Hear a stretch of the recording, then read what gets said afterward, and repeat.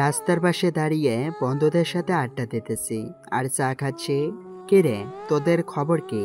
আর তোরা নাকি আর্মিতে যোগ দিয়েছিস? রে, কিন্তু আমাদের পোস্ট ঢাকায় পড়ে নাই। আমার পোস্ট পড়েছে চট্টগ্রামে, আর ডেভিডের পোস্ট পড়েছে সিলেটে। ও, তাহলে তোরা আমার থেকে দূরে থাকবি? এটা কি করে হয়? আমাকে দিয়েছে ঢাকায়। দেখি স্যারের সাথে কথা বলে। কি বলে স্যার? আর বললেও হবে না রে, জয়েন লেটার দিয়ে দিয়েছে আমাদের। এই দেখ। জয়েন্ট লেটারটা দেখতেছি। এমন সময় সামনে তাকিয়ে দেখি এই এলাকার এমপি ছেলে একটা লোককে মারতেছে। এটা দেখে আমি যেই ওইখানে যেতে যাব, ডেভিড বলল, ভাই, আমাদের ওইখানে যাওয়ার কোনো দরকার নেই। আমরা ওদের থেকে দূরে থাকি, এটাই আমাদের জন্য ভালো। ওদের সাথে খামোখা ঝগড়া করব না। আরে কি বলিস তোরা? নিজে একজন আর্মি মেজর হয়ে ওদের কিছু করতে পারবো না? এটা কি করে হয়? ছাড় তোরা আমাকে। এই বলে ওদের কাছ থেকে চলে আসলাম ওই লোকটার কাছে। চাচা, ওঠেন। মেঘ, তুই এইখান থেকে চলে যা, তা না হলে এই লোকটার সাথে তোকেও মরতে হবে, এই বলে দিলাম। ভাগ্য ভালো থাকলে চলে যা। বাবা, তুমি চলে যাও এইখান থেকে। ওরা আমাকে মেরে ফেলুক, তাতে কিছু যায় আসে না। নরপশুর হাত থেকে যে আমার মেয়েটাকে বাঁচাতে পেরেছি, এটাই চলবে। কি হয়েছে আপনার মেয়ের? আমাকে বলেন। মেঘ, তোকে যেতে বলেছি, না চাইলে তোর অবস্থা কিন্তু খারাপ হয়ে যাবে। দেখি তুই আমার কি করতে পারিস। এই বলে কয়েকটা লোক সামনে আসতেই তাদেরকে কুম্ফু মার দিয়ে মাটিতে শুয়ে দিলাম।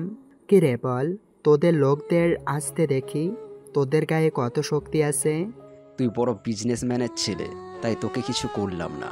আর ওই টাকলা, তোকে আমি দেখে নিব। তোর মেয়েকে বলেছিলাম না বুক করব, আজ না হয় কাল তোর মেয়েকে বুক করেই ছাড়বো, তাও আবার তোর সামনে। দেখবনি কি করতে পারিস। এই বলে পাশ থেকে একটা ইট তুলে নিলয়ের মাথায় বাড়ি মেরে দিলাম। মাথা ফেটে রক্ত পড়তেছে। যা, এখন হাসপাতালে গিয়ে ভর্তি হ, তা না হলে তুই বাঁচতে পারবি না, বলে দিলাম। তোকে তো আমি দেখে নেব। মেঘ, তুই আমার মাথা ফাটিয়েছিস। তোর তো একটা বোন আছে, এমন অবস্থা করব দেখিস তুই। ওর কথা শুনে মাথায় রক্ত উঠে গেল। ওর দুটো হাত ধরে পেছনের দিকে টান দিয়ে ভেঙে ফেললাম। হঠাৎ সৌরভ আর ডেভিড এসে আমাকে টেনে ওর কাছ থেকে ছাড়িয়ে নিল। তুই এমপি ছেলে দেখে কি হয়েছে? তুই যেমন তোর বাবাও তেমনই। চিন্তা করিস না, তোদের খুব তাড়াতাড়ি জেলে যেতে হবে। চাচা, আপনি বাসায় যান। আর এই যদি ওরা আপনাকে মারতে আসে, তাহলে এই নাম্বারে শুধু একটা ফোন দিয়ে বলবেন, তাহলেই হবে। ঠিক আছে বাবা, আর তোমাকে অনেক ধন্যবাদ আমাকে বাঁচানোর জন্য। ধন্যবাদ দিতে হবে না। আপনার মেয়ে এখন কোথায় আছে? আমার মেয়েকে গতকালকে বিয়ে দিয়ে দিয়েছি। ও চাইছিল আমার মেয়েকে নিয়ে। থাক চাচা, আর কান্না করতে হবে না। ও আপনার কোনো ক্ষতি করতে পারবে না। ও আগামী 6 মাস হাসপাতালে থাকতে হবে। আপনি বাসায় যান। ঠিক আছে বাবা। আমিও চলে আসলাম বাড়িতে। কলিং বেল দিতেই বোন এসে দরজা খুলে দিল। ভাইয়া, সেই সকাল থেকে ফোন দিয়েছি, তুমি ফোন ধরছো না কেন? পকেট থেকে ফোনটা বের করে দেখি হালিমার 55টা মিস কল। সরি রে, ফোন সাইলেন্ট করা ছিল, তাই ফোন ধরতে পারি নাই। আব্বু আম্মু কোথায়?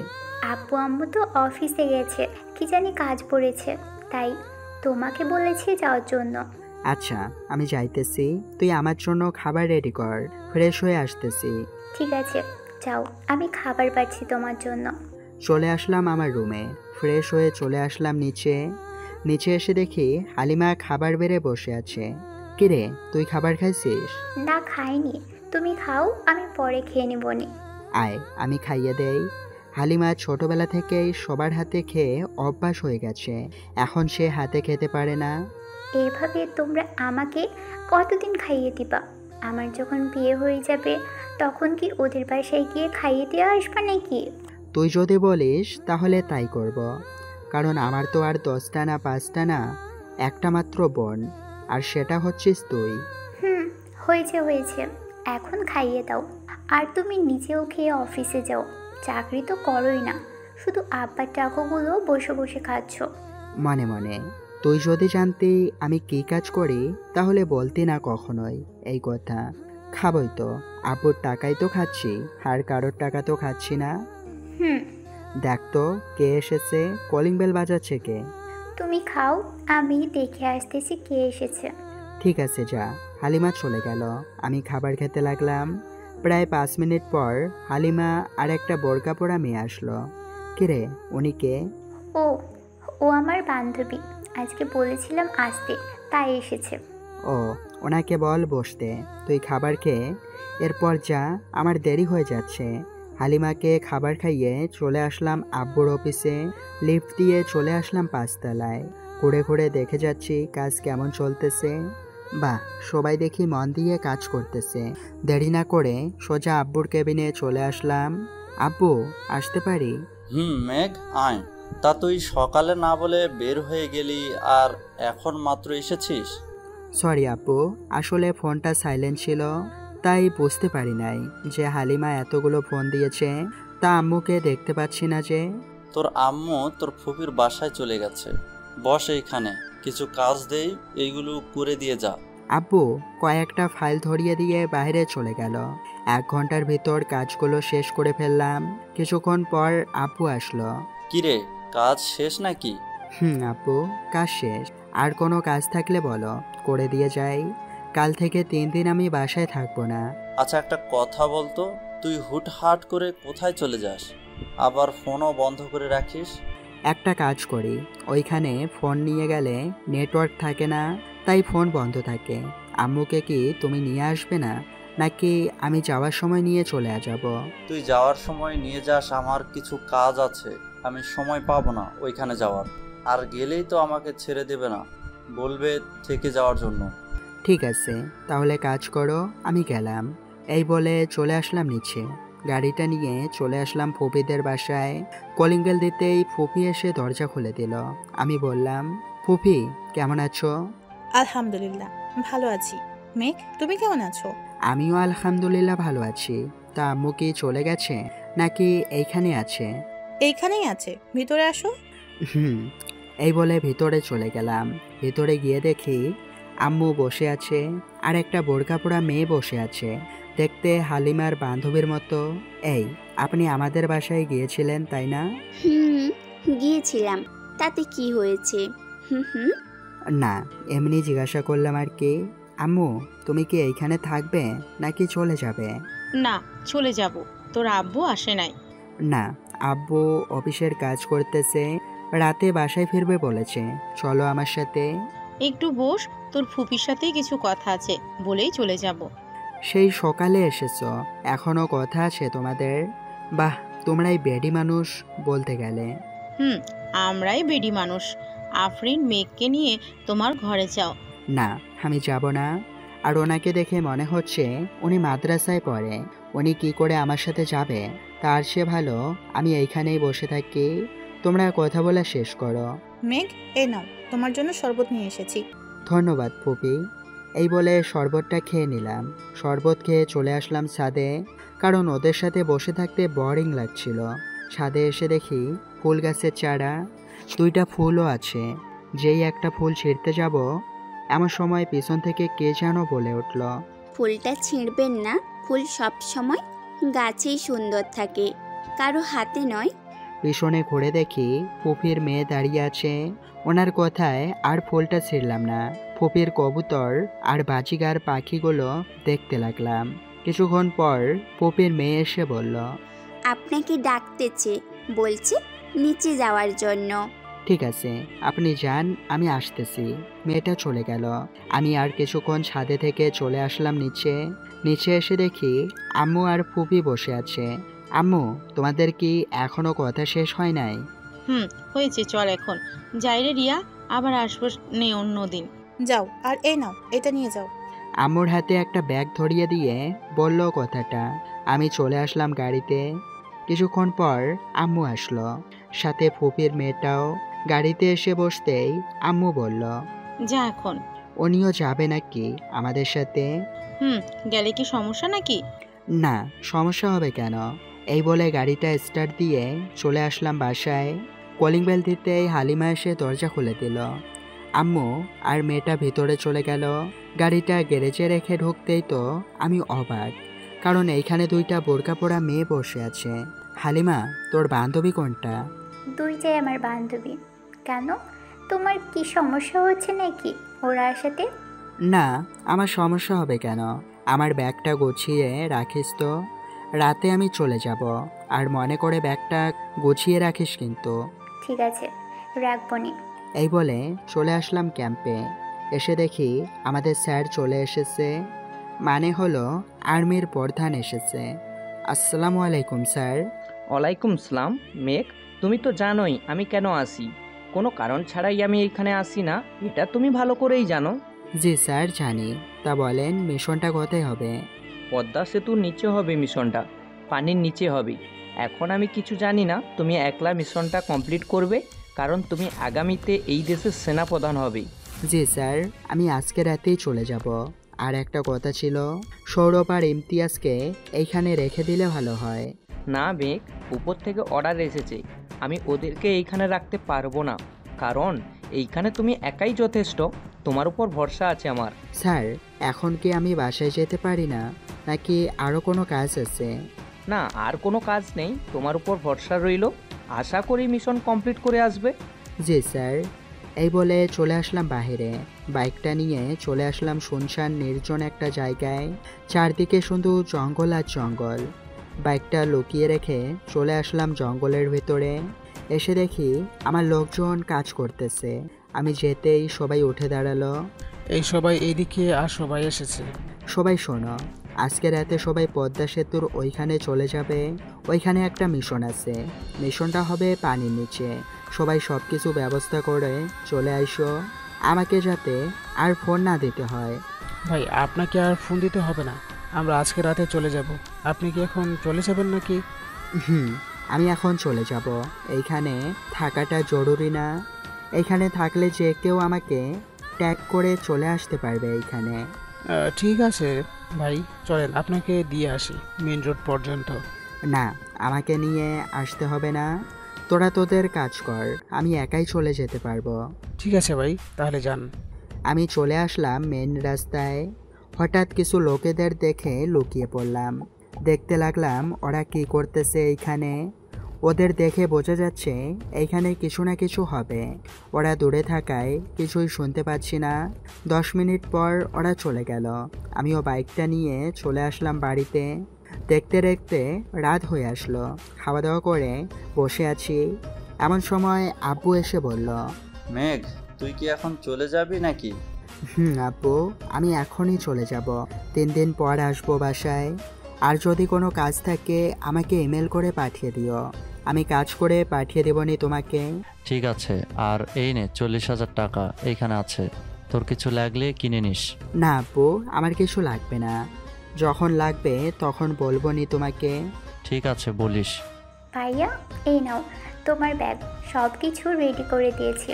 আর যদি কিছু লাগে বলো, আমি দিয়ে দিই তোমাকে। না, আর কিছু লাগবে না। যা, অনেক রাত হয়েছে, গিয়ে ঘুমিয়ে পড়। আমি এখন চলে যাব। আব্বু, দরজাটা লাগিয়ে দাও। ঠিক আছে, যা তুই, আমি লাগিয়ে দিতেছি। ব্যাগটা নিয়ে চলে আসলাম বাইরে। হাঁটতে হাঁটতে 3 রাস্তার মোড়ে এসে দেখি আমার লোকগুলো দাঁড়িয়ে আছে। কি ব্যাপার, তোমরা এইখানে কেন? ভাই, আপনাকে নিয়ে যেতে এসেছিলাম, চলেন। তোমরা যাও, আমার জন্য গাড়ি আসতেছে। তোমাদের এইখানে যদি দেখতে পাই তাহলে অনেক সমস্যা হবে। তোমরা যাও। ঠিক আছে ভাই, আমরা RS রেস্টুরেন্টে উঠব, আপনি ওইখানে চলে আসবেন। ঠিক আছে, তোমরা যাও, আমি ঠিক সময় ওইখানে চলে যাব। এইটা বলতেই ওরা গাড়ি নিয়ে চলে গেল। কিছুক্ষণ পর আমাদের গাড়ি আসলো। মেঘ, উঠো গাড়িতে, তোমাকে নামিয়ে দিয়ে এসে আবার আরেক জায়গায় যেতে হবে।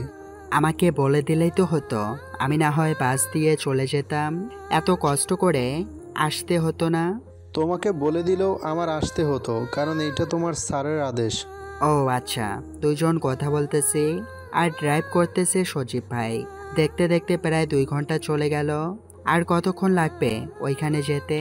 আর 30 মিনিটের মতো মনে হয় লাগতে পারে, প্রায় চলে এসেছি আমরা। তা আপনার স্ত্রী কেমন আছে?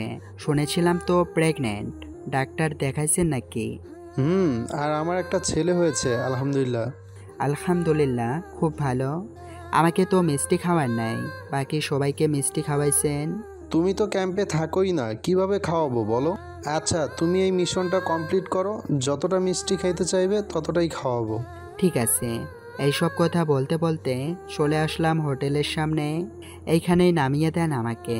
আর এই নেন, ভাবিকে তো কিছু দিতে পারি নাই, এই টাকাটা ভাবিকে নিয়ে দিয়ে দিয়েন। আরে না ভাই, লাগবে না, তুমি যে দিতে চেয়েছো এটাই যথেষ্ট, এতে আমি অনেক খুশি। আরে না ভাই, আপনার এইটা নিতেই হবে। ছোট ভাই হিসেবে না হয় আমি দিলাম আমার ভাবিকে। ঠিক আছে ভাই, তাহলে থাকো তুমি। আর যদি কোনো কিছুর প্রয়োজন হয় আমাকে একটা ফোন দেবে, সাথে সাথে চলে আসবো এইখানে। ঠিক আছে ভাই। সজীব চলে গেল, আমিও চলে আসলাম ভিতরে। আমাকে দেখে ম্যানেজার দৌড়ে আমার কাছে এসে বলল, স্যার আপনি এখানে কেন, কিছু হয়েছে নাকি? না, কোনো কিছু হয় নাই। আমি এইখানে 2 দিন থাকবো, সব ব্যবস্থা করেন থাকার জন্য। এই রহিম, 302 নম্বর রুমের চাবিটা নিয়ে আয় তো, স্যার এসেছে। আচ্ছা, এইখান থেকে ব্রিজের নিচে সব দেখা যাবে, ওই রুমটা আমার লাগবে। কিন্তু স্যার এই রুমটা বুকিং হয়ে গেছে, আপনি একটু বসেন, আমি ওদের সাথে কথা বলে সব কিছুর ব্যবস্থা করে দিতেছি। ঠিক আছে, যান তাহলে। ম্যানেজার চলে গেল, আমি বসে আছি। এমন সময় বাইরে 3টা গাড়ির হর্ন শুনতে পেলাম। তাকিয়ে দেখি আমার লোকগুলো এসেছে। আমার কাছে এসে বলল, ভাই আমাদের তো রুম লাগবে 3টা, কারণ এতগুলো মানুষ একটা রুমে থাকতে পারবো না। তোমরা একটু দাঁড়াও, ম্যানেজার আসুক, আমি রুমের ব্যবস্থা করে দিতেছি। ঠিক আছে ভাই। আর স্নাইপার নিয়ে এসেছি 15টা, কারণ এই হোটেলের ছাদ থেকে মারতে পারবো সবাইকে। তা না হয় মারতে পারবে, কিন্তু এইখান থেকে গুলি করলে তো পানিতে গলে যাবে, কিন্তু ওরা মরবে না। ভাই আমরা সব কিছু ব্যবস্থা করেছি, 15 জন ছাদ থেকে গুলি করবে আর বাকিরা নদীর ভিতরে যাবে। ঠিক আছে, ওই তো ম্যানেজার আসতেছে, আর চুপ করে থাক তোরা। স্যার আপনি 205 নম্বর রুমে চলে যান, ওইখান থেকে সব কিছু দেখতে পারবেন। আর আপনাদের কি লাগবে? ওদের জন্য 3টা রুম দিয়ে দেন, ওরা ওইখানে থাকবে। কিন্তু স্যার 3 রুমে কি হবে ওদের থাকার জন্য? 3টায় না হলে 5টা দেন, সমস্যা কি? রুম খালি থাকলে দিয়ে দেন, সমস্যা নাই। কিন্তু টাকা? টাকা নিয়ে চিন্তা করতে হবে না, আমি আছি এইখানে, আমি চলে যাই নাই। আর হোটেলটাও আমার, সেটা মনে রাখবেন। সরি স্যার, আপনারা আসেন, আমি আপনাদের রুম দেখিয়ে দেই। ওরা চলে গেল, আমিও চলে আসলাম আমার রুমে। ফ্রেশ হয়ে হালকা নাস্তা করে শুয়ে পড়লাম। সকালে অ্যালার্মের শব্দে ঘুম ভাঙলো। উঠে দেখি 8টা 20 বেজে গেছে। ফ্রেশ হয়ে নিচে চলে আসলাম। বাহ, রাতের থেকে তো দিনের বেলায় হোটেলটা সুন্দর লাগে। খাবার খেয়ে বাহিরটা একটু ঘুরে দেখতে লাগলাম। আজকে তো মিশন এইখানে। ঘোরাঘুরি করে চলে আসলাম হোটেলে। রাতের খাবার খেয়ে রেস্ট নিয়ে সোজা চলে আসলাম নদীর পাড়ে। এসে দেখি কয়েকটা লোক নদীতে নামতেছে। ওরা আমাদের দেখে নাই। সকল কিছু কাজ করে সোজা নদীতে নেমে গেলাম। দেখতে দেখতে একবারে গভীর নিচে চলে আসলাম। সামনের দিকে তাকিয়ে দেখি কয়েকটা লোক কি যেন নিয়ে যাইতেছে। আমার লোকেদের ইশারা করে বললাম সামনের দিকে যাইতে। আমিও চলে আসতে লাগলাম ওদের সাথে। পিস্তলে সাইলেন্সার লাগিয়ে চলে আসলাম নৌকার ভেতরে। এইখানে যে এইসব কাজ হয় আগে জানতাম না। ওপর থেকে আমার লোকেরা গুলি করতেছে। দেখতে দেখতে 2 ঘন্টা কেটে গেল। এখনও মিশন শেষ হয় নাই, কারণ পানির নিচে কিছুই তেমন দেখা যাচ্ছে না। যদি লাইট জ্বালাই তাহলে সবাই আমাদের দেখে ফেলতে পারবে, এইসব ভাবতেছি। এমন সময় একটা গুলি আমার পায়ে এসে লাগলো, কিন্তু কিছু ক্ষতি হয় নাই, কারণ নদীর ঢেউয়ে একটুর জন্য পায়ে লাগে নাই। 5 ঘন্টা চলে গেল। মিশন শেষ করে উপরে উঠলাম। আমাদের সব লোক উপরে উঠে গেল। সব কিছু ক্লিয়ার তো? জি ভাই, সব কিছু ক্লিয়ার করে এসেছি। লাশগুলো কি করবে? সকালে তো নদীতে ভেসে যাবে, কেউ দেখলে তো সমস্যা হবে। না ভাই, উঠবে না। ওদের দড়ি দিয়ে ভালো করে বেঁধে এসেছে, ওইখান থেকে কোনোভাবে ছাড়া পাবে না। তাহলে ঠিক আছে, এখন সবাই হোটেলে চলে যাও, আমি আসতেছি একটু পর। এই বলে সব কিছু খুলে চলে আসলাম রাস্তায়। টোল বক্সের কাছে এসে দেখি 3টা গাড়ি দাঁড়িয়ে আছে। ওদের কাছে যেতেই ওরা বলতে লাগলো, ভাই দেখেন তো, আমরা মাছ নিয়ে যাচ্ছি, ওরা যেতে দিচ্ছে না, বলতেছে যাওয়া যাবে না। কই চলেন তো দেখি আপনাদের মাছগুলো। আর মাছ কোথা থেকে নিয়ে এসেছেন? মানে আপনি দেখবেন কেন? আপনি কি পুলিশ নাকি যে আপনি দেখবেন গাড়ি? আমি পুলিশ, সো আমাকে দেখাতেই হবে, চলেন আমার সাথে। এইটা বলতেই 3জন লোক দৌড়ে চলে যেতে লাগলো। 3জনের পায়ে গুলি করে দিলাম যাতে না যেতে পারে। গাড়িগুলো চেক করে দেখি প্রতিটা বক্সের ভিতরে একটা করে মেয়ে রাখা আছে। এই বুঝি তোদের মাছ, তাই না রে? তা বল, তোরা এই কাজ করিস কেন, আর কার সাথে মিলে করিস? স্যার আমরা কিছু জানি না, আমরা তো শুধু গাড়ি চালাই। গাড়িগুলো লোড করে দেয় আমাদের মালিক, আর আমরা সবগুলো নিয়ে দিয়ে আসি।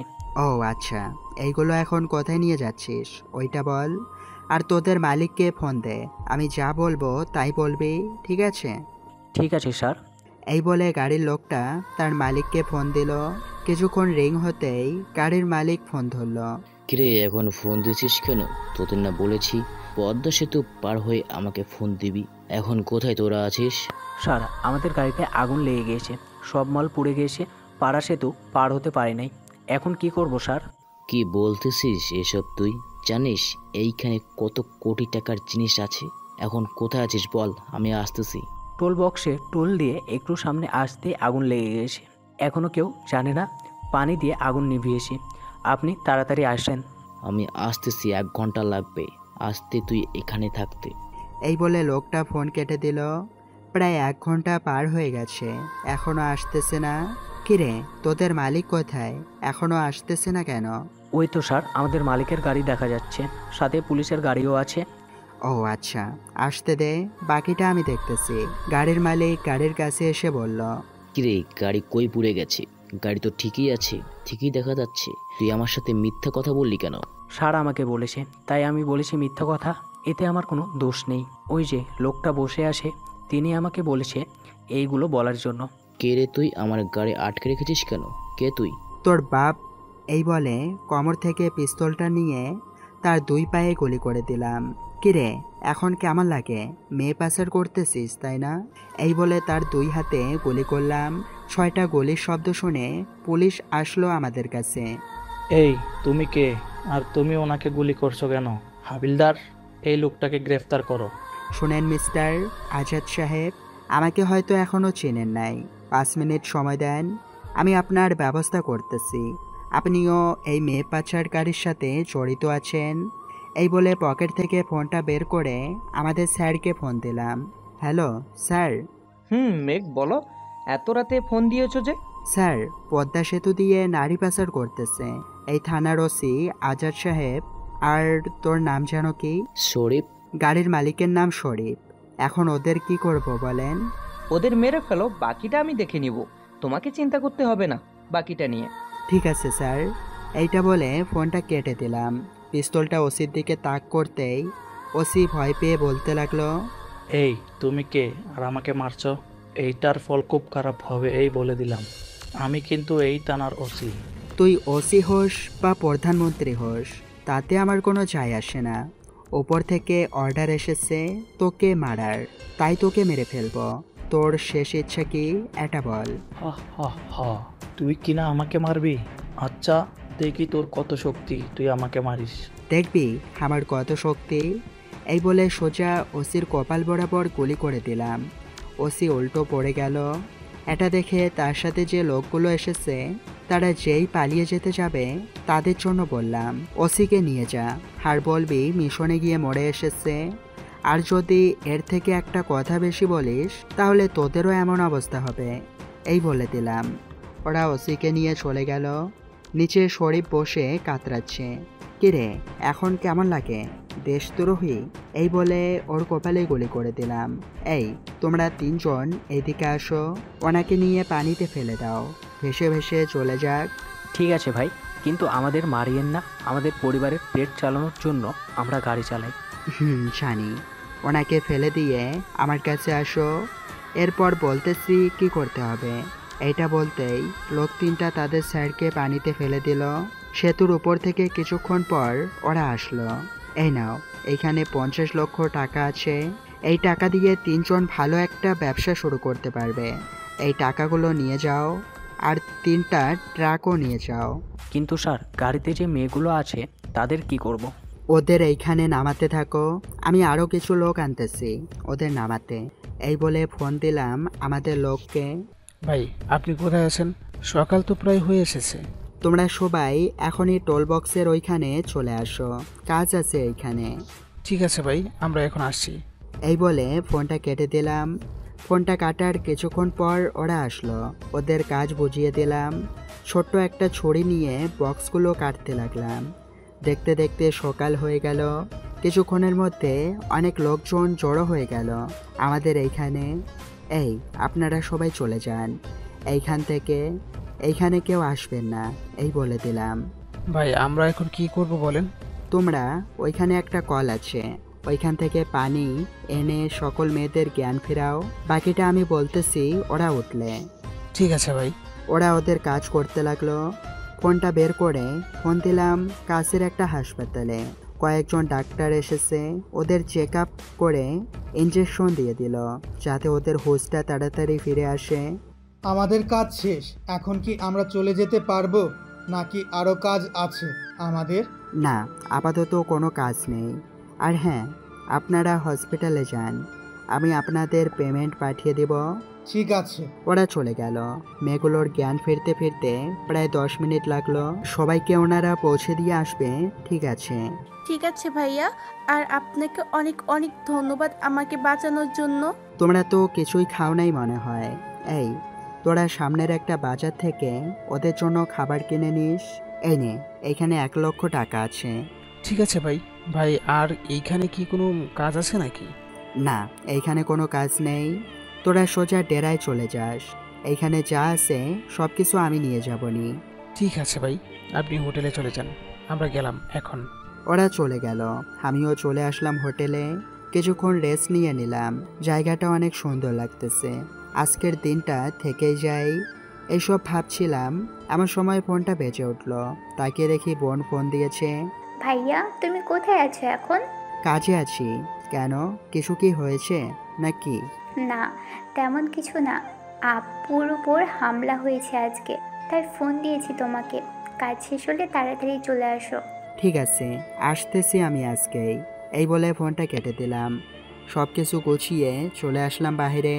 ম্যানেজার সাহেব, ভেতরে 3টা ব্যাগ আছে, ওই ব্যাগগুলো বলেন নিয়ে আসতে। ঠিক আছে স্যার, আমি এখনই বলতেছি নিয়ে আসতে, আপনি গাড়িতে বসেন। ঠিক আছে, এই বলে ম্যানেজার চলে গেল।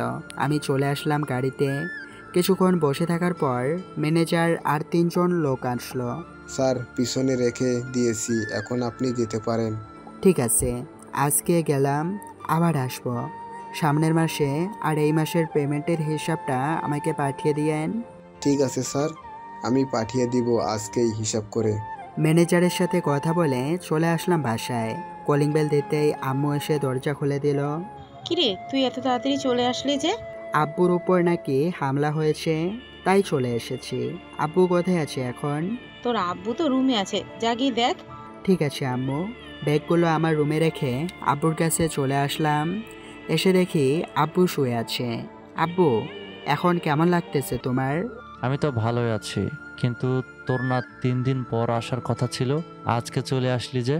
তোমার উপর হামলা হয়েছে শুনে চলে এসেছি। তুমি কি তাদের চিনো যারা হামলা করেছে? চিনি। এমপির ছেলে আমার উপর হামলা করেছে, গাড়িটা থাকায় বেঁচে ফিরে এসেছি, না হলে আজকে বাঁচতাম না। আমি তো এমপি ছেলেকে দেখে নিব। আচ্ছা তুমি শুয়ে থাকো, আমি আসতেছি। আচ্ছা যা, ফ্রেশ হয়ে খাবার খেয়ে নে। আচ্ছা। এই বলে চলে আসলাম আমার রুমে। ফ্রেশ হয়ে খাওয়া দাওয়া করে বসে আছি, এমন সময় সৌরভের ফোন কল। কিরে কেমন আছিস? আলহামদুলিল্লাহ ভালো আছি, তুই কেমন আছিস? আমিও আলহামদুলিল্লাহ ভালো আছি। তা তুই নাকি মিশনে ছিলি, মিশন শেষ নাকি? মিশন শেষ, লাশগুলো পানির নিচে বেঁধে রেখে এসেছি। তা তোর খবর কি? 1 মাস তো কেটে গেছে, আসলি না যে এই মাসে? কি করে আসবে বল, এদিকে মেয়ে পাচার হচ্ছে আর গ্রাম থেকে প্রতিদিন 5 থেকে 10টা মেয়ে কিডন্যাপ করতেছে, কে জানি। ও আচ্ছা, সৌরভের সাথে প্রায় 1 ঘন্টা কথা বললাম। কথা বলা শেষ করে নিচে এসে দেখি হালিমা, আম্মু আর ফুপির মেয়েরা বসে আছে। হালিমা, শুনে যা তো। ভাইয়া বলো। দেখ, আমাদের উপর এখন থেকে বেশি হামলা হবে, তোকে আমি মালয়েশিয়া পাঠিয়ে দিব, সাথে আব্বু আম্মুকেও ওইখানে থাকবি। কিন্তু ভাইয়া আমি এখান থেকে যেতে চাই না। দেখ বোন, তোদের সেফটির জন্য আমি পাঠাচ্ছি, 4 মাস পর তোরা ফিরে আসিস, সমস্যা নেই। এইসব তুমি আব্বুকে গিয়ে বলো, আমাকে বলো না, আমি কিচ্ছু জানি না। আব্বু আম্মু যদি যায় তাহলে আমি যাব। ঠিক আছে, আমি আব্বু আম্মুর সাথে রাতে কথা বলবো। এখন বাইরে যাচ্ছি, অচেনা লোক যদি কলিং বেল বাজায় তাহলে দরজা খুলবি না, ঠিক আছে? ঠিক আছে, তুমি যাও, আর আসার সময় আমার জন্য ফুচকা নিয়ে আসবা কিন্তু। ঠিক আছে, নিয়ে আসবো নি। এই বলে চলে আসলাম বাইরে। বাইকটা নিয়ে সোজা চায়ের দোকানে চলে আসলাম। এসে দেখি ডেভিড বসে আছে। কিরে, তুই এইখানে? তোর কাজ নেই নাকি? না রে, ওইখানে সব ঠিক আছে। স্যারকে বলে 10 দিনের ছুটি নিয়ে নিলাম। একা থাকতে ভালো লাগে না, তাই এখানে চলে এসেছি। চল তোদের বাসায় যাব, আন্টি আঙ্কেলের সাথে কথা আছে। কি কথা আমাকে বল, এরপর না হয় যাব। চা খেতে খেতে বললাম, তোর জন্য মেয়ে দেখতে। ছেলেটা যে এত বড় হয়ে গেছে তার দিকে তো কোনো খোঁজ খবরই নেই, তাই না? রে, আচ্ছা চল, আর সব কিছু গুছিয়ে বলিস, না হলে মায়েরও খাইতে পারিস আমার হাতে। তা না হয় বললাম, কিন্তু তোর কি কোনো মেয়ে পছন্দ আছে নাকি? থাকলে বল, ওদের বাসায় না হয় তোর আপু আম্মুকে পাঠিয়ে দেব। পছন্দ তো আছে, কিন্তু মেয়েটা মাদ্রাসার, আমাকে কি পছন্দ করবে না কি জানি না। আগে কখনো কথা বলেছিস নাকি মেয়েটার সাথে? না রে মামা, কথা বলতে চাইছিলাম কিন্তু কথা বলে নাই। এখন কি করব বল? কি আর করবি, কিছুই করতে হবে না। চল বাসায়, বাকিটা আমি দেখতেছি। ঠিক আছে চল। আমরা চলে আসলাম ডেভিডের বাসায়। কলিং বেল দিতেই আন্টি এসে দরজা খুলে দিল। আসসালামু আলাইকুম আন্টি, কেমন আছেন? আলহামদুলিল্লাহ ভালো আছি, তুমি কেমন আছো মেঘ? আমিও আলহামদুলিল্লাহ ভালো আছি। একটা কথা ছিল, যদি অনুমতি দিতেন তাহলে বলতাম। বলো, অনুমতি দেওয়ার কি আছে, আমি তো তোমার মায়ের মতোই। আসলে আন্টি, ডেভিডকে একটা বিয়ে করিয়ে দেন, কারণ ও একা থাকে চট্টগ্রাম। এই 1 মাসে কতটা শুকিয়ে গেছে দেখেছেন? কিন্তু আমি তো দেখতেছি ওর শরীর ঠিকই আছে, আর এখনই কিসের বিয়ে? ওর বিয়ের বয়স হয় নাই এখনো। তোমার আঙ্কেল আমাকে বিয়ে করেছে 30 বছর তখন, আর ওর তো মাত্র 22 চলতেছে। আরও 8 বছর যাক, এরপর বিয়ে দিব। ডেভিডের দিকে তাকিয়ে দেখি বেচারা মনে হয় এইবার সত্যি কেঁদে দিবে। ডেভিড তার রুমে চলে গেল। আন্টি, এটা কিন্তু ঠিক হচ্ছে না। আপনি এতটা কষ্ট দিতে পারেন আপনার ছেলেকে? আরে ও ছিল তাই তো মজা করেছি এত। ওর কি কোনো মেয়ে পছন্দ আছে নাকি? থাকলে বলো, আমি তার বাসায় যাই, গিয়ে কথা বলে দেখি কি বলে মেয়ের পরিবার। আচ্ছা, আমি ওর কাছ থেকে মেয়েটার খবর নিয়ে জানাবো। এখন দেখি ও কি করতেছে। এই বলে উঠে চলে আসলাম ডেভিডের রুমে। কিরে মামা, কান্না করতেছিস কেন? শালা, তোকে যেটার জন্য এনেছিলাম ওই কাজটাই করতে পারলি না, তোকে আর কি বলবো, যা এখান থেকে। আচ্ছা, মেয়েটার বাড়ি কোথায় রে? আমাকে বলতো দেখি, আমি কিছু একটা করতে পারি নাকি। সামনের আরমান চাচার বস্তি আছে না, ওইখানেই থাকে। ও আচ্ছা, মেয়েটার নাম জানিস নাকি? জানি। মেয়েটার নাম সোনালি, তার বাবার নাম আব্দুল্লাহ, মায়ের নাম আমেনা। এর বেশি কিছু জানি না। এইটুকু দিয়েই হবে। এখন যাই রে, আমি আবার আসবো কালকে। ঠিক আছে, যা তাহলে। ডেভিডের কাছ থেকে বিদায় নিয়ে চলে আসলাম নিচে। আন্টি, মেয়েটা আরমান চাচার বস্তিতে থাকে। মেয়েটার নাম সোনালি, তার বাবার নাম আব্দুল্লাহ, মায়ের নাম আমিনা। এর বেশি কিছু জানে না বলল। ওহ আচ্ছা, আমার ছেলের চয়েস আছে বলতে হবে। এখন কি তুমি চলে যাবে নাকি? আন্টি, বাসায় কিছু কাজ আছে, আর আব্বুর উপর হামলা হয়েছে আজকে, তাই ভাবতেছি আব্বু আম্মু আর হালিমাকে মালয়েশিয়া পাঠিয়ে দেব। এটাই করো, আর কালকে আইসো তো, মেয়েটাকে দেখে আসবো না। আমি তো বস্তিটা চিনি না, তোমরা চিনবে, কারণ তোমরা সারাদিন থাকো ওইদিকে। ঠিক আছে, আমি আসবনি সকালের দিকে। এই বলে বিদায় নিয়ে চলে আসলাম বাহিরে। বাইকটা নিয়ে সোজা ফুচকা দোকানে চলে আসলাম। মামা, 500 টাকার ফুচকা দেন তো, প্যাকেট করে। একটু বসেন মামা, আমি এখনই বানিয়ে দিতেছি। ঠিক আছে দেন, আমি আছি এইখানেই। পকেট থেকে ফোনটা বের করে ফোন দিলাম আমার টিমের কাছে। হ্যালো ভাই বলেন। কোথায় আছিস তোরা? এখনো কি সবাইকে বাড়িতে পৌঁছে দিয়ে আসতে পারিস নাই? না ভাই, আরও রয়েছে 100 জনের মতো। তোরা এক কাজ কর, 10টা টিম হয়ে যা, আর একই এলাকার বা জেলার লোক নিয়ে যা, 10 জন করে। তাহলে তাড়াতাড়ি দিয়ে আসতে পারবি। আর টাকা লাগলে বলিস, আমি পাঠিয়ে দেবনি। না ভাই, টাকা লাগবে না, আমাদের কাছে আছে। আর আমাদের পিস্তলগুলো কি নিয়ে গিয়েছিলেন নাকি ওইখানেই আছে? সব কিছু নিয়ে চলে এসেছি, আর কিছু নেই ওইখানে, তোরা এসে নিয়ে যাস ডেরায় যাওয়ার সময়। ঠিক আছে ভাই, এখন তাহলে রাখি, কাজ আছে অনেক। ঠিক আছে রাখ। এই বলে ফোনটা রেখে দিলাম। ফুচকাওয়ালা মামা ফুচকা বানিয়ে দিল আমাকে। ফুচকার টাকা দিয়ে চলে আসলাম বাসায়। কলিং বেল দিতেই হালিমা এসে দরজা খুলে দিল। এতগুলো ফুচকা দেখে বলল, বা ভাইয়া, খুব ভালো কাজ করেছো, তোমাকে অনেক অনেক ধন্যবাদ। আফরিন আপু, চলো আমরা আমাদের রুমে যাই। আমাকে কি দিবি না নাকি দুই একটা? তুমি তোমার রুমে যাও, আমি দিয়ে আসবো নি। ঠিক আছে যাচ্ছি। দরজাটা লাগিয়ে দিয়ে চলে আসলাম আব্বুর রুমে। আব্বু, আসতে পারি? আয়, কিছু বলবি নাকি? বলবো, তার জন্যই তো এসেছি। কি বলবি বল শুনি।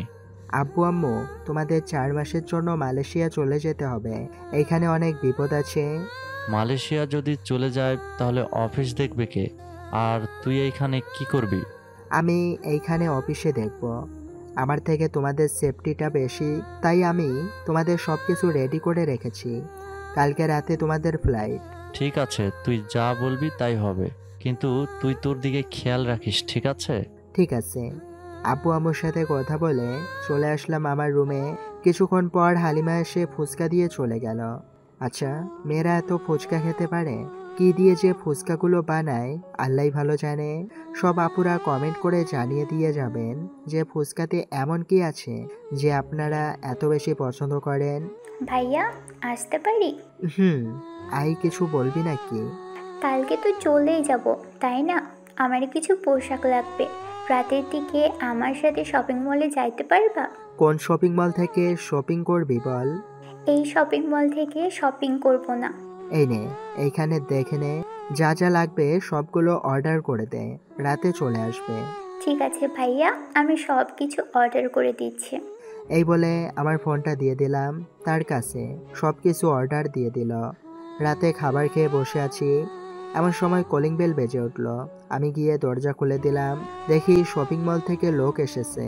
স্যার, আপনার পার্সেল এসেছে, এই নিন। মোট কত টাকা হয়েছে বলেন? আমি দিয়ে দিতেছি এক্ষুনি। 24,450 টাকা। 450 টাকা ডিসকাউন্ট দিয়েছে। ও আচ্ছা, এই নেন 24,000 টাকা। ধন্যবাদ স্যার। টাকাটা দিয়ে দরজাটা লাগিয়ে চলে আসলাম হালিমার রুমে। এই নে, তোর সকল কিছু দেখে নে, সব কিছু দিয়েছে নাকি? সব কিছুই দিয়েছে ভাইয়া। এখন দেখছি আগের থেকে অনেক ডিজিটাল করেছে শপিং মলটা। এইটা তো আরো 1 বছর আগে থেকেই চলতেছে, তুই কি জানিস না নাকি? জানলে কি আর গিয়ে আনতাম নাকি? যাই হোক, এখন জেনেছি। এখন অ্যাপস থেকেই অর্ডার দিয়ে দিব, ওরা এসে দিয়ে যাবে। এখন তাহলে ঘুমা, কালকে রাতে তোদের ফ্লাইট। সকালে সব কিছু গুছিয়ে রেখে দিস। ঠিক আছে ভাইয়া, আমি সব কিছু গুছিয়ে রেখে দিব নি। আমি চলে আসলাম আমার রুমে, ল্যাপটপে কাজ করতেছি। এমন সময় ফোনটা বেজে উঠল। তাকিয়ে দেখি স্যার ফোন দিয়েছে। আসসালামু আলাইকুম স্যার। ওয়ালাইকুম আসসালাম। মেঘ, এইখানের মিশন তো শেষ, তাই না? জি স্যার। ওইখানের মিশন শেষ কেন? আরেকটা মিশন আছে 3 দিন পর, ওইটাতে তুমি সৌরভ আর ডেভিড যাবে। এই 3 জনের জন্য মিশনে কিন্তু বাঁচা মরার চান্স আছে। সব কিছু দেখে শুনে কাজ করতে হবে, ঠিক আছে? ঠিক আছে স্যার, আপনি লোকেশনটা পাঠিয়ে দেন, আমি দেখে নেই। দেখো, লোকেশন পাঠিয়ে দিয়েছি। কালকে তুমি একবার বিকেলে আমার সাথে দেখা করে যাইও, একটু কাজ আছে। ঠিক আছে স্যার, আমি আসবনি। এখন তাহলে রাখি। এই বলে ফোনটা কেটে দিলাম। কিছুক্ষণ পর আবার ফোনটা বেজে উঠল। তাকিয়ে দেখি আমার লোক ফোন দিয়েছে। হ্যালো ভাই, আমরা আপনার বাড়ির সামনে আছি, ব্যাগগুলো দিয়ে দিলে ভালো হতো। তোরা একটু দাঁড়া, আমি আসতেছি এক্ষুনি। এই বলে ফোনটা কেটে ব্যাগটা নিয়ে চলে আসলাম নিচে। দরজা খুলে ব্যাগগুলো দিয়ে দিলাম। এই নে তোদের ব্যাগ। আর আমাদের ডেরায় ওই পাশে একটা ফাঁকা জায়গা আছে, ওইখানে মিশন হবে 3 দিন পর। তোরা রেডি থাকিস। ঠিক আছে ভাই, আমরা এখন যাই, অনেক ক্লান্ত লাগছে, অনেক জায়গায় গিয়েছি, সবাইকে দিয়ে এখন আসলাম। যা তোরা। ওরা চলে যেতেই দরজাটা লাগিয়ে দিলাম। ভিতরে ঢুকতেই দেখি হালিমা দাঁড়িয়ে আছে। কিরে, তুই ঘুমাস নাই? না, ঘুমাইনি। আচ্ছা, একটা সত্যি কথা বলবে আমাকে? তুমি কি এমন কাজ করো যে আমাকে মালয়েশিয়া পাঠিয়ে দিতেছো? শুনবি আমি কি কাজ করি? চল আমার সাথে আমার রুমে। এই বলে হালিমাকে নিয়ে চলে আসলাম আমার রুমে। ড্রয়ার থেকে আমার মিশনের ছবিগুলো বের করে দিলাম। সবকিছু দেখে বলল, ভাইয়া, তুমি একজন আর্মি কর্নেল, আমি তো আগে জানতাম না। আচ্ছা, যাই হোক, তুমি সাবধানে কাজ করবে, নিজের দিকে খেয়াল রাখবে। আর এই নাও তোমার নাম্বার, ফোন দিও। তোমার সাথে যার বিয়ে হবে তার নাম্বার এটা। কি বলিস? আমাকে না জানিয়ে তোরা সবকিছু ঠিক করে ফেলেছিস? আর আমি কি না আজকে জানলাম?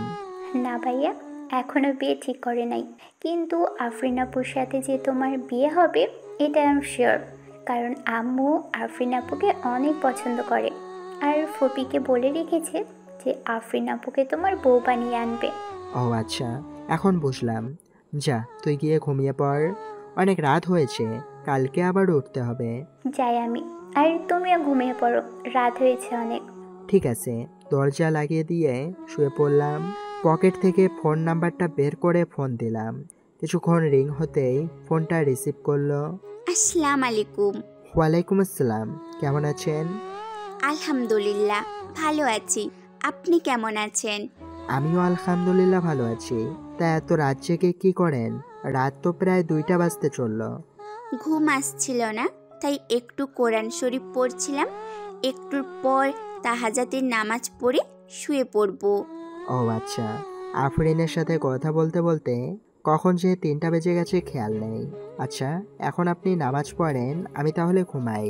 এত রাত যখন জেগেছেন, নামাজটা আদায় করে এরপর ঘুমান, রাখি এখন। এই বলে ফোনটা রেখে দিল। নামাজ আদায় করে ঘুমিয়ে গেছিলাম। সকালে ফজরের আজানে কানে আসতেই ঘুম ভেঙে গেল। উঠে ফ্রেশ হয়ে ফজরের নামাজটা পড়ে নিলাম। শীতের সকালে রাস্তায় হাঁটতেছি, দেখতে দেখতে 7টা বেজে গেল। আর বাইরে না দেখে চলে আসলাম বাসায়। কলিং বেল দিতেই আম্মু এসে দরজা খুলে দিল। কিরে, এত সকালে তো কখনো দেখি নাই তোকে ঘুম থেকে উঠতে, আজকে উঠে গেলি যে? জানি না আম্মু, ঘুম ভেঙে গেছে তাই উঠে পড়েছি। কি রান্না করেছো? রুটি বানাচ্ছে হালিমা, যা গিয়ে বস, আমি ভেজে নিয়ে আসতেছি। ঠিক আছে। আমি চলে আসলাম আমার রুমে। কম্বলের নিচে মাথা দিয়ে বসে আছি। এমন সময় হালিমা আসলো। ভাইয়া, এই নাও তোমার রুটি। আর কিছু লাগবে নাকি? লাগলে বলো, আমি এনে দিই। আজকে তো চলে যাবি, আম্মুকে বলে যে গরুর মাংসটা রান্না করে ফেলতো। 2 দিন আগে না একবার রান্না করেছে, এখন আবার রান্না করবে কেন? এখন থাক, তুমি পরে রান্না করে খাইও।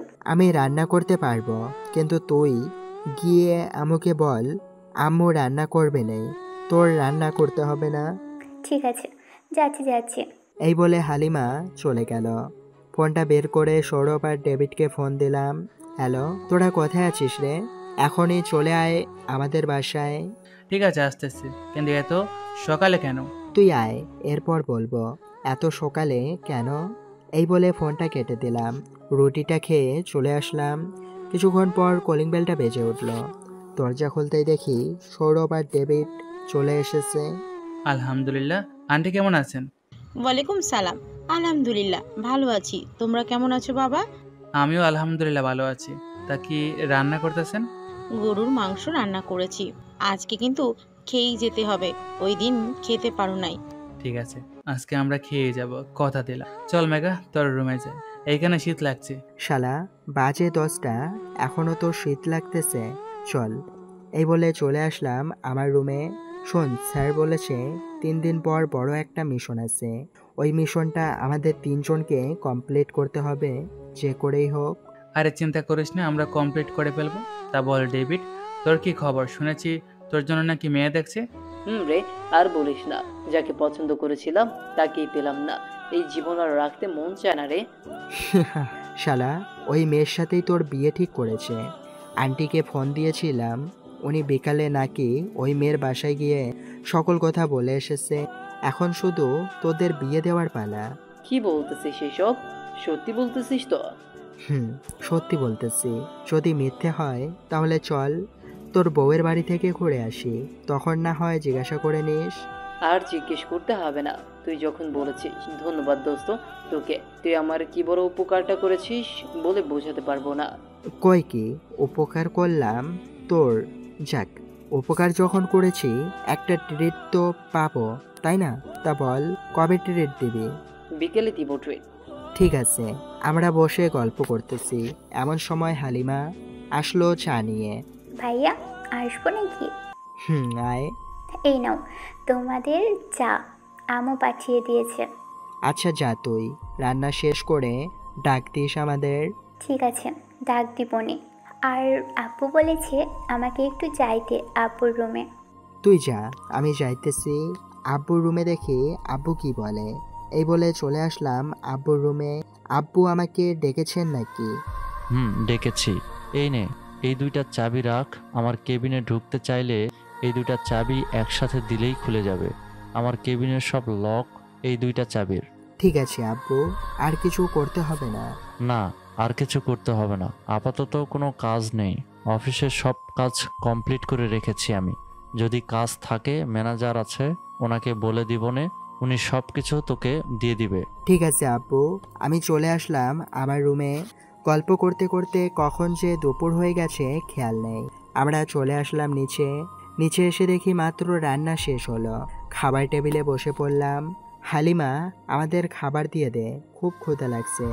বসো তোমরা, আমি খাবার বেড়ে দিতেছি। খাবার খেয়ে তিনজন চলে আসলাম ক্যাম্পে। এসে দেখি স্যার বসে আছে। স্যার, আসতে পারি? মেঘ আসো। তার সৌরভ আর ডেভিড দেখলাম এসেছে, ওরা কোথায়?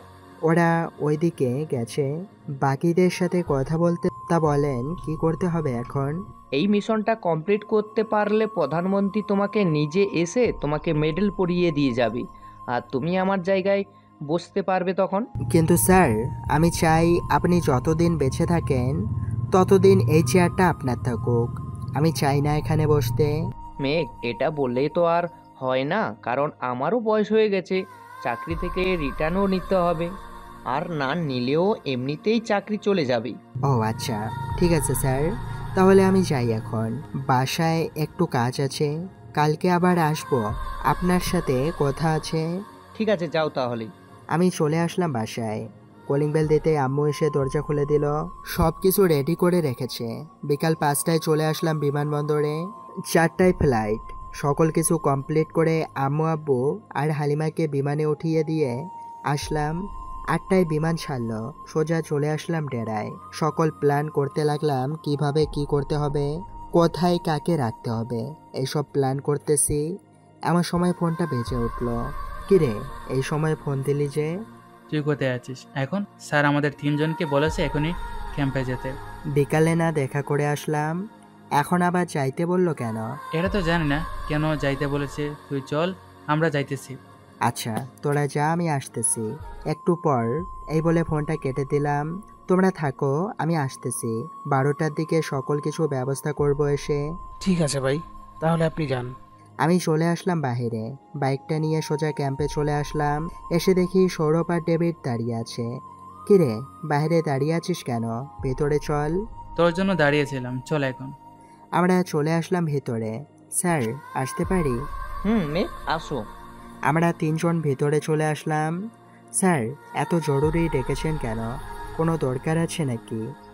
মেঘ, দরকার আছে। মিশনটা কালকে হবে, 3 দিন পর। যেটা হওয়ার কথা ছিল ওইটা কালকে হবে। কিন্তু স্যার, আমরা তো কোনো প্রস্তুতি নেই নাই। এইভাবে কিভাবে আমরা মিশন শুরু করতে পারি বলেন আপনি?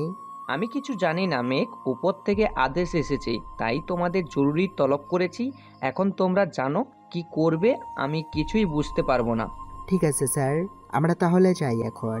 এই বলে চলে আসলাম বাহিরে। সৌরভ, ডেভিড, চল আমার সাথে। এখন কোথায় যাবি তুই? রাত প্রায় 12টা বাজতেছে। কাজেই যাব। যদি তোরা যেতে চাস তাহলে আমার সাথে আয়, আর না যেতে চাইলে বাড়িতে চল, আমরাও যাব। তোকে একা কিভাবে যেতে দি বল? আমরা 3জন চলে আসলাম আমার ডেরায়। ভিতরে গিয়ে দেখি সবাই গানগুলোর ভেতরে বুলেট করতেছে। এখনো কি শেষ হয় নাই তোমাদের কাজ? জি ভাই, শেষ হয়েছে। বলেন আর কি হবে? আর আমরা ফ্রি আছি এখন। কালকে আমাদের মিশন হবে, যা করার আজকে রাতেই করতে হবে। সবাই পারবে তো? জি ভাই, পারবো। বলেন কি করতে হবে? সবাইকে সব কিছু বলে দিলাম, কে কি কাজ করবে। সবাই সবার কাজে লেগে পড়ল। এইদিকে আমি আমার কেবিন থেকে ছোট্ট ছোট্ট ক্যামেরাগুলো নিয়ে চলে আসলাম বাহিরে। সৌরভ, এই নে, তুই এইগুলো নে, আর তুই এইগুলো নে। চল আমার সাথে। সামনে যতগুলো পাস থাকবে সবগুলো গাছে লাগিয়ে দিবি। এই ক্যামেরা ওখানে। ঠিক আছে, চল। আর আমরা যদি হারিয়ে যাই তখন কিভাবে আসবো এইখানে? এই, তোমরা দুইজন চলো, ওইদিকে আসা যাক। ওদের সাথে যাও, আমি এই দিকটা দেখতেছি। এই বলে চলে আসলাম। বাম দিকে যতগুলো মাছ সামনে পড়তেছে সবগুলো মাছ লাগিয়ে দিলাম। ক্যামেরা লাগানো শেষ হতেই চলে আসলাম ডেরায়। এসে দেখি ডেভিড আর সৌরভ বসে আছে। কিরে, সবগুলো লাগানো শেষ হয়ে গেছে নাকি? সবগুলো লাগানো শেষ হয়ে গেছে। আচ্ছা, একটা কথা বলতো, এই লোকগুলো কারা আর তুই ওদের চিনিস কি করে? এইটা না হয় অন্য এক সময় বলবো। কয়েকদিন পর প্রধানমন্ত্রী আসলে তিনি তার নিজের মুখেই বলবে আমি কে। ঠিক আছে, তুই না হয় নাই বললি। তা আর কোনো কাজ আছে নাকি? থাকলে বল, করে দেই। না, আর কোনো কাজ নেই। বাকি কাজগুলো ওরা নিজেই করে ফেলবে। সবাই শোনো, এখানে সবাই ঘুমাও। সকালে আমি আসবো, আবার সব কিছু এসে দেখে যাব। এখন চাই তাহলে। বা আজকে থেকে যান, কালকে না হয় যায়েন। না, বাসায় কেউ নেই, বাসাটা খালি পড়ে আছে। একবার দেখে আসবো গিয়ে, কারণ বাসায় অনেক দামি দামি জিনিসপত্র রয়েছে। ঠিক আছে ভাই, তাহলে যান। আমি চলে আসলাম বাসায়। দরজা খুলে ভেতরে ঢুকতেই দেখি একটা বোরকা পরা মেয়ে বসে আছে। দেখে ভয় পেয়ে গেলাম। এই, আপনি কে? আর ঘরে ঢুকেছেন কিভাবে? দরজা তো লক করা ছিল। আমি ভূত, আজকে তোর ঘাড় মটকাবো। এদিকে আয় তুই, তোকে আমার খুব ভালো লেগেছে। এদিকে আয় আয়। গলার কণ্ঠস্বর শুনে বুঝে ফেললাম এটা আর কেউ নয়, আফরিন ছাড়া। ও আচ্ছা, আমার গার মটকাবেন তাই না? এই তো আসতেছি। এই বলে আফরিনের সামনে চলে আসলাম। এই নেন, এসেছি। এখন ঘাটটা মটকে দেখান তো দেখি আপনার গায়ে কতটা শক্তি আছে। আপনি আমাকে চিনে ফেলেছেন তাই না? চিনে ফেলেছি। তা আপনি ঘরে ঢুকলেন কি করে? আম্মু কি চাবি দিয়ে গেছিল নাকি? চাবি দিয়ে গিয়েছিল। আমি তো সেই সন্ধ্যায় এসেছি। বাড়িতে একটা ও লাইট জ্বালানো ছিল না, আমি এসেই জ্বালিয়েছি। ভালো করেছো। আজকে কি এইখানেই থাকবে নাকি? তো থাকবো না। রাত কয়টা বাজে? 12টার উপরে বেজে গেছে। এখন যদি আমি একা একা বাড়িতে যাই তাহলে আমি কি ভয় পাবো না নাকি? তাও তো কথা। আচ্ছা, তোমার মুখটা কি আমি দেখতে পারি? না, এখন না। আমাদের বিয়ে ঠিক হলে তখন দেখতে পারবেন একবার। এরপর একেবারে বাসর রাতে, এর আগে একবারও দেখতে পারবেন না। ও আচ্ছা, যাও গিয়ে ঘুমিয়ে থাকো, আমি খাবার খেয়ে নিবনি। না, খাওয়া দাওয়া করে এরপর ঘুমাতে যাব দুজন একসাথে। চলো, এখন খাবার দিতেছি। ঠিক আছে, তুমি যাও, আমি ফ্রেশ হয়ে আসতেছি। এই বলে আমার রুমে চলে আসলাম। ফ্রেশ হয়ে নিচে এসে দেখি আফরিন বসে আছে খাবার নিয়ে। খাওয়া দাওয়া করে দুজনেই ঘুমিয়ে পড়লাম। সকালে ঘুম ভাঙলো ফোনের রিংটোনে। ফোনটা হাতে নিতে দেখি সৌরভ ফোন দিয়েছে। কিরে, এই সময় ফোন দিলি যে, কোনো দরকার নাকি? না, কোনো দরকার নেই। তুই না বলেছিলি ওইখানে যাবি, তাই ফোন দিয়েছিলাম। কখন যাবি ওইখানে? আরও পরে যাব। খাওয়া দাওয়া করে তুইও খাবার খেয়ে ডেভিডকে নিয়ে চলে আয় আমাদের বাসায়। ঠিক আছে, রাখি তাহলে এখন। এই বলে সৌরভ ফোনটা কেটে দিল। ফোন কাটতেই আফরিন আসলো আমার রুমে। উঠে ফ্রেশ হয়ে নেন, খাবার রান্না করে ফেলেছি। আপনি যান, আমি আসতেছি। এই বলে ওয়াশরুমে ঢুকে পড়লাম। ফ্রেশ হয়ে খাওয়া দাওয়া করে বসে আছি। হঠাৎ কলিং বেলটা বেজে উঠল। দরজা খুলতেই দেখি সৌরভ আর ডেভিড দাঁড়িয়ে আছে। আয়, ভেতরে আয়। কিন্তু এই মেয়েটাকে? তাকে তো চিনলাম না। ওইটা তোদের হবু ভাবি আফরিন, ওরা হচ্ছে আমার ফ্রেন্ড। আর তুমি চলে যাইও, আজকে আমি বাসায় আসবো না, কালকে বিকালে আসবো বাসায়, ঠিক আছে? কিন্তু কোনো কিন্তু না, আমি যা বলছি তাই হবে। চলো, তোমাকে নামিয়ে দিয়ে এরপর কাজে যাব। একটু ওয়েট করেন, আমি ব্যাগটা নিয়ে আসি। আফরিন তার কাপড়ের ব্যাগটা নিয়ে আসলো। সৌরভ, ডেভিড, তোরা চলে যা, আমি তোদের ভাবিকে নামিয়ে দিয়ে আসতেছি। ঠিক আছে, তাড়াতাড়ি আসিস, কাজ আছে একটা। ঠিক আছে। আফরিনকে নিয়ে চলে আসলাম ফুফির বাসায়। যাও, ভেতরে যাও, আর আমি যা বলছি মনে যেন থাকে। এই বলে চলে আসলাম ডেরায়। এসে দেখি সৌরভ আর ডেভিড কি যেন বের করতেছে। কিরে, এগুলো কি? এইগুলো হচ্ছে বোমা। ড্রোন দিয়ে হামলা করা যাবে, সবকিছু আমাদের কন্ট্রোলে থাকবে এই ড্রোনগুলো। ও আচ্ছা।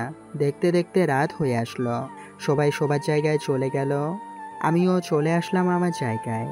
প্রায় রাত 12টা। গাড়ির শব্দ শোনা যাচ্ছে। মাথাটা একটু উঁচু করে দেখি প্রায় 40টার মতো গাড়ি এসেছে। আমার বানানো ছোট্ট গাড়িগুলো পাঠিয়ে দিলাম ওই গাড়িগুলোর নিচে। 5 মিনিটের মধ্যে ঠাস ঠাস করে বোমাগুলো ফুটতে লাগলো। গাড়িতে যে মানুষগুলো আছে ওই মানুষগুলো ছিটকে পড়ে যায় যেখানে সেখানে। সবাইকে বলে দিলাম ফায়ার করতে। এক হাতে ফায়ার করতেছি আর এক হাতে বম মারতেছি। প্রায় 7 ঘন্টা মিশন চলল।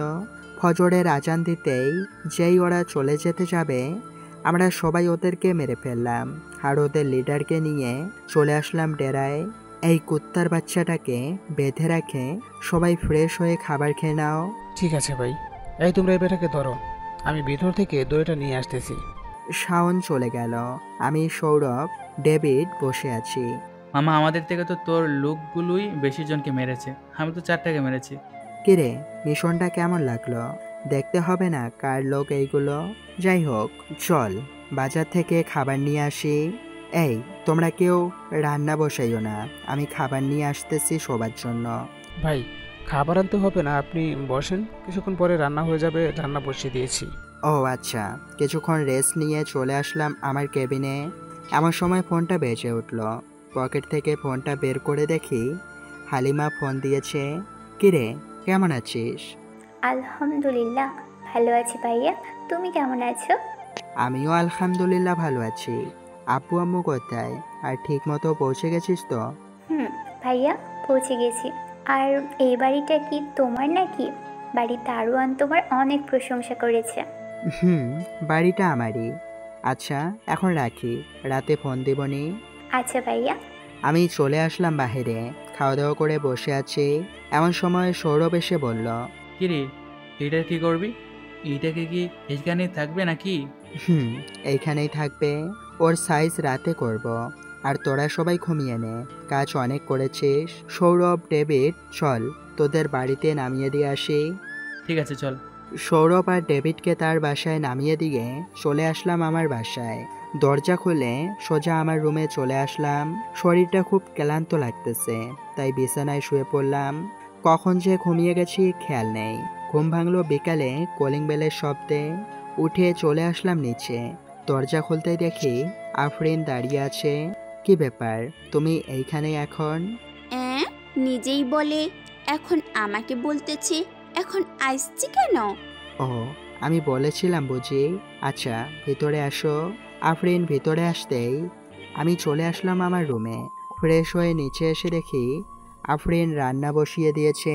আচ্ছা, তুমি বোরকা পরে যা রান্না করো, যদি একটা কিছু হয়ে যায়? কিছুই হবে না, আগে থেকে অভ্যেস আছে। ও আচ্ছা, রান্না করো তুমি, আমি ড্রয়িং রুমে আছি। তুমি যাও, তোমার জন্য কফি বানিয়ে আনতেছি। আচ্ছা, আনো। কিছুক্ষণ পর আফরিন কফি বানিয়ে দিয়ে গেল। কফি খেতে খেতে টিভি দেখতে লাগলাম। প্রায় 1 ঘন্টা পর রান্না শেষ হলো। টেবিলে আসো, খাবার বেড়ে দিতেছি। তুমি রেডি করো, আমি আসতেছি। এই বলে চলে আসলাম আমার রুমে। হাত মুখ ধুয়ে ফোনটা হাতে নিতেই দেখি হালিমা ফোন দিয়েছিল 2 বার। ফোন দিলাম হালিমাকে। কিছুক্ষণ রিং হতেই ফোন রিসিভ করলো। ভাইয়া কি করো? এই তো খাবার খাবো। এখন তুই কি করিস? আর আপু আম্মু কোথায়? আব্বু আম্মু ভাইয়া ডাকতেছে, এইদিকে আসো। আব্বু আম্মুর সাথে কথা বলতে বলতে নিচে নামতেছি। আম্মু, আফরিনের সাথে কথা বলো, আমি খাবার খাবো। ঠিক আছে, দে। এই নাও, আম্মুর সাথে কথা বলো। আফরিন কথা বলতে লাগলো। এইদিকে আমি খাবার খেয়ে বসে আছি। ওদের এখনো কথা বলা শেষ হয় নাই। মাইয়া মানুষ এমন কি যে কথা বলে বুঝি না। আফরিন, কথা বলা কি শেষ হয় নাই? আম্মু, আপনার ছেলে বকা দিতেছে। আমি আমার ফোন দিয়ে আপনাকে ফোন দিব নে, এখন রাখি। এই নাও তোমার ফোন। ফোনটা পকেটে রেখে দিলাম। শোনো, তুমি বাসায় থাইকো, আমি রাতে বাসায় ফিরবো, রাত অনেক হবে। একা একা থাকবো কি করে? আমিও যাব তোমার সাথে, আমাকেও নিয়ে যাবে। আমি ওইখানে কাজে যাব, ঘুরতে যাব না। আর না থাকতে পারলে তুমি তোমাদের বাসায় চলে যাইও, আমি না হয় রাতে পরে তোমাদের বাসায় চলে যাব। যাইবেন তো নাকি যাইবেন না, কোনটা? আমি যখন বলেছি যাব তখন যাবই। তুমি সন্ধ্যার বাড়িতে চলে যাইও, আমি গেলাম এখন। এই বলে বাইরে চলে আসলাম। বাইকটা নিয়ে সোজা চলে আসলাম 3 রাস্তার মোড়ে। এসে দেখি সৌরভ আর ডেভিড বসে আছে। কিরে, তোদের বাইক কই? আমাদের বাইক পেছনে রেখেছে, তা এখন যাবে নাকি? এখন যাব, চল। আমার সাথে আর একটু কাজ আছে, ওই কাজটাও করতে হবে। ঠিক আছে, চল তাহলে। বাইকটা স্টার্ট দিয়ে চলে আসলাম আমাদের ডেরায়। একজন ছুরি ধার দিতেছে, আর একজন লবণের সাথে মরিচ গুঁড়া মিশাইতেছে। মেঘ, ওরা এগুলো করতেছে কেন? কিছু কি করবে নাকি? ওর সাইজ করতে হবে, তার জন্যই তো এই কাজ করতেছে। কিরে, ভারতের মাফিয়া কিং, তুই কালকে তোর পুরো গ্যাং নিয়ে এসেছিলি আমাদের মারতে। সেইখানেই তোদের লোকেদের কুত্তার মতো মেরে ফেলেছি। এখন বল কি করবি তুই? আর তোর সাথে ওই এমপি ছেলে কাজ করতো, তাই না রে? আমার সাথে এমপির ছেলে কাজ করতো, তাতে তোর কি? আর আমাকে যখন এনেছিস তাহলে মেরে ফেল না, এত কথা বলছিস কেন? তোকে তো এইভাবে মারবো না, তোকে মারবো অন্যভাবে। এই ছুরিটা নিয়ে আয় তো। এই নেন ভাই ছুরি, মরিচ আর লবণ আনতেছি, একটু ওয়েট করেন। ঠিক আছে আন। ভারতের মাফিয়ার এক হাত ধরে তার হাতের রগ কেটে ফেললাম। কিরে, এখন কেমন লাগে? এই মরিচ নিয়ে আয় তাড়াতাড়ি। ভাই মরিচ আর লবণ একসাথে আছে, এখন আপনি দিতে পারেন। হাতে গ্লাভস পরে মরিচ দিয়ে দিলাম। ভারতের মাফিয়া কিং চিৎকার করতেছে আর বলতেছে, ভাই আমাকে ছেড়ে দে, আমি আর কখনো আসবো না এইখানে, তোর সাথে কখনোই পাঙ্গা নিতে আসবো না, আমাকে ছেড়ে দে। ছাড়তে পারি, তোর অ্যাকাউন্টের সকল কালো জগতের টাকা আমার অ্যাকাউন্টে ট্রান্সফার কর, এরপর তোকে ছাড়বো, যদি রাজি থাকিস বল। আমি জানি দে, আমি তোর অ্যাকাউন্টের সকল টাকা দিয়ে দিয়েছি, তবুও আমাকে মারিস না। ভারতের মাফিয়া কিং তার সকল টাকা আমার অ্যাকাউন্টে দিয়ে দিল। টাকা দেওয়ার সাথে সাথে ওর আর একটা হাতের রগ কেটে মরিচ লাগিয়ে দিলাম। এইবার বুঝবি এই মেঘ কেমন ছেলে। এই তোরা বাকি কাজটা সেরে ফেল। ভাই আপনি ঘরে যান, একটু পরে এসে দেখবেন ওকে গরুর মতো ঝুলিয়ে ফেলেছি। এত ছোলাইতে হবে না, শুধু তুই ওর গলাটা কেটে ফেল আর আমাদের পাগলা কুকুরগুলোকে খাইয়ে দে, বাকিটা আমি দেখে নেব। ঠিক আছে ভাই, আমি এখন কাজ করছি। এই তোমরা এদিকে আসো তো। আমি সৌরভ আর ডেভিড চলে আসলাম আমার কেবিনে। আচ্ছা, তোরা তো আমার আসল পরিচয় জানিস না, তাই না রে? তাহলে শোন আমি কে। আমি হচ্ছি এই ঢাকা শহরের আন্ডারওয়ার্ল্ডের ডন, মেয়ে পাচারকারীদের শাস্তি দেয়। আরও জানতে চাইলে 4 মাস পরে সব জানতে পারবি। এখন চল গিয়ে দেখি ওর কি অবস্থা করেছে। চল। বাইরে এসে দেখি আমার লোকগুলো তাকে গরুর চামড়ার মতো সেলাইতেছে। বাবা, খুব ভালো কাজ করেছিস। এখন তোরা একে আমাদের কুকুরের কাছে দিয়ে দে, বাকিটা কুকুরগুলোই সামলে নেবে। ঠিক আছে ভাই, আর আপনি কি চলে যাবেন নাকি এখানে থাক? চলে যাব বাসায়, তোদের ভাবি আছে একা, কি জানি করতেছে, তাই চলে যেতে হবে আমাকে। ঠিক আছে ভাই, এখন তাহলে যান আপনি। আমি চলে আসলাম বাসায়। কলিং বেল দিতেই আফরিন এসে দরজা খুলে দিল। কি ব্যাপার, তুমি যাও নাই এখনো? না, যাই না, আমি জানি তুমি চলে আসবে, তাই যাই না। আমার সাথে যাবে নাকি আমাদের বাসে, নাকি এইখানে থাকবে? আমি এইখানেই থাকবো, তুমি যেতে চাইলে বলো, আমি তোমাকে নামিয়ে দিয়ে আসি। না, আমিও থাকবো তোমার সাথে, যাব না আমি। চলো দুজন বসে টিভি দেখি, আর তোমার সাথে কিছু কথা আছে ওইগুলোও বলে ফেলবো। আচ্ছা, তুমি টিভি দেখো, আমি ফ্রেশ হয়ে আসতেছি, একটু বসো এইখানে। আচ্ছা যাও তুমি, আমি টিভি দেখতেছি। আমি চলে আসলাম আমার রুমে, পিস্তলটা বালিশের নিচে রেখে দিলাম। ফ্রেশ হয়ে নিচে এসে দেখি আফরিন বসে টিভি দেখতেছে। আমিও আফরিনের কোলে মাথা রেখে শুয়ে পড়লাম। দেখতে দেখতে কেটে গেল 4টি মাস। আজকে একটা অনুষ্ঠান আছে। সকালে রেডি হয়ে বসে আছি, এমন সময় ফোনটা বেজে উঠল। তাকিয়ে দেখি আমাদের স্যার ফোন দিয়েছে। রিসিভ করতেই বলল, মেঘ, তুমি এক্ষুনি চলে আসো, তোমার জন্য সবাই অপেক্ষা করতেছে, প্রধানমন্ত্রীও চলে এসেছে। জি স্যার, আসতেছি। এই বলে ফোনটা কেটে দিলাম। ফোন কেটে নিচে এসে দেখি আম্মু, আব্বু, হালিমা, আফরিন বসে আছে। আব্বু আম্মু, সবাই চলো আমার সাথে। এখন কোথায় যাবি? এখন তো কোনো কাজ নেই আমি জানি। চলো না, আজকে একটা অনুষ্ঠান আছে, ওইখানে যাইতে হবে। চলো তাড়াতাড়ি। একটু দাঁড়া, যাও সবাই রেডি হয়ে আসো, আমরা অপেক্ষা করতেছি। সবাই রেডি হয়ে চলে আসলো নিচে। সবাইকে নিয়ে চলে আসলাম অনুষ্ঠানে। আমার জন্য সবাই দাঁড়িয়ে আছে। আমি যেতেই আমাকে প্রধানমন্ত্রী ফুল দিয়ে বরণ করে নিল। আব্বু আম্মু, তোমরা সবাই ওইখানে গিয়ে বসো, আমি এখন সকল কাজ শেষ করে আসতেছি। যা তুই। আমি চলে আসলাম স্টেজে। এসে সবার সাথে সাক্ষাৎ করে নিলাম। সাক্ষাৎ করে প্রধানমন্ত্রীর হাতে মাইকটা ধরিয়ে দিল। আজকে এখানে সবাই আছে। গত 5 বছর যে সকল অপরাধ মেয়ে পাচার হয়েছে, সেই মেয়েগুলো এখনও দেশে আছে, যার কারণ হচ্ছে মেঘ। এই মেঘ না থাকলে এই আর্মির ক্যাম্প চলতো না। আজকে সে করে দেখিয়েছে, আজকে সে একজন মাফিয়া কিং। এইখানে এমন কোনো মেয়ে আছো যে কিডন্যাপ হওয়ার পর ফিরে এসেছে? জি স্যার, আমি একজন সাংবাদিক। আমি ফিরে এসেছি ওনার কারণে। আমি চেয়েছিলাম ওনাকে সবার সামনে তুলে ধরতে, কিন্তু উনি মানা করেছে, তাই আর আমি কিছু করি নাই। আর এইখানে 50 জনের মতো মেয়ে আছে যারা কিডন্যাপ হয়েছে, কিন্তু তাদের ভাগ্য এতই ভালো যে তারা মেঘের সাথে দেখা করতে পেরেছে। আশা করি আগামী দিন এগুলো সে এইভাবেই দেশ রক্ষা করবে। আর একটা কথাই বলতে চাই, আমি আমার জায়গাটা আমি মেঘকে দিয়ে দিলাম। সামনের মাস থেকে মেঘ হচ্ছে এই সারা দেশের প্রধানমন্ত্রী। প্রধানমন্ত্রীকে সালাম করলাম, হাতে মাইকটা নিয়ে বলতে লাগলাম, স্যার আপনি আমার থেকে ভালো বোঝেন দেশ কিভাবে চালাতে হবে। তার চেয়ে আপনি প্রধানমন্ত্রী থাকেন, আমি এটাই চাই। আর আমার বাবা একজন সৎ মানুষ, আমিও আমার বাবার সকল কিছু পেয়েছি। এখন আমি আমার বাবাকে স্টেজে ডাকতেছি। মোহাম্মদ জাহাঙ্গীর চৌধুরী, আপনি প্লিজ স্টেজে চলে আসুন। আব্বু স্টেজে আসলো। আব্বু, এই নেন। সবাই যখন বলেছে কিছু, আপনিও কিছু বলে আজকের অনুষ্ঠান এইখানেই শেষ করেন। আমি জানতাম না আমার ছেলে যে একজন আর্মির মেজর আর একজন মাফিয়া কিং। আজকে জানতে পারলাম আমার ছেলের আসল পরিচয়। আমি খুব খুশি, কারণ আমার ছেলে ভালো কাজই করতেছে। আজকের অনুষ্ঠান এইখানেই শেষ করলাম। সবাইকে নিয়ে চলে আসলাম আমার রেস্টুরেন্টে। সবাই একসাথে খাবার খেলাম। স্যার, আপনি কি এখন চলে যাবেন?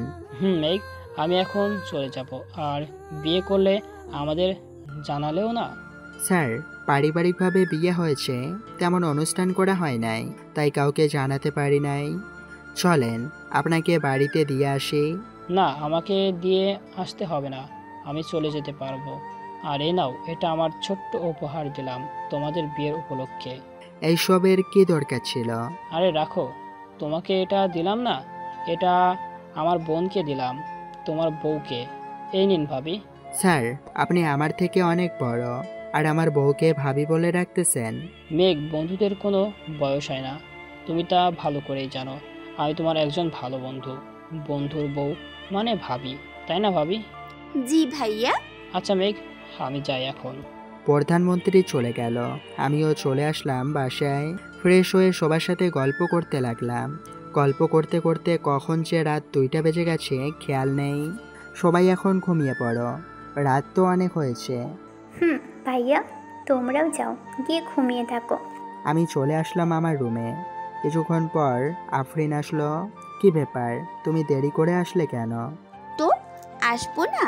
তোমার সাথে আসলে সকালে তোমার বোন আমাকে শরম দিত, তাই এখন আসছি। এখন ঘুমাও, কালকে না বললে তোমার কি কাজ আছে? আগে একটু আদর করে নেই, এরপর না হয় ঘুমাবো। না, এখন কিছুই না, এখন কিছুই করতে দিব না, অনেক রাত হয়েছে, ঘুমাও বলছি।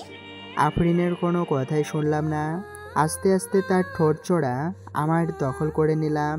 এমনভাবে চুষতেছি মনে হচ্ছে এখনই ছিঁড়ে পড়ে যাবে। আস্তে আস্তে পেটে, পিঠে সকল জায়গায় কিচ করতে লাগলাম। ইস, এখন বলছিলাম না করতে, এক্ষুনি শুরু করতে হবে। এখনই শুরু করব। আফরিনের বোরকাটা খুলে ফেললাম, আস্তে আস্তে তার শরীরের সাথে মিশে গেলাম। এর বেশি আর আপনাদের শুনতে হবে না, বাকিটা ইতিহাস হয়ে থাক। আর পাঠক পাঠিকারা গল্পটা কেমন হয়েছে অবশ্যই তা কমেন্ট করে জানাবেন। আর এরকম সুন্দর সুন্দর গল্প পেতে অবশ্যই চ্যানেলটা সাবস্ক্রাইব করে পাশে থাকবেন। ধন্যবাদ সবাইকে।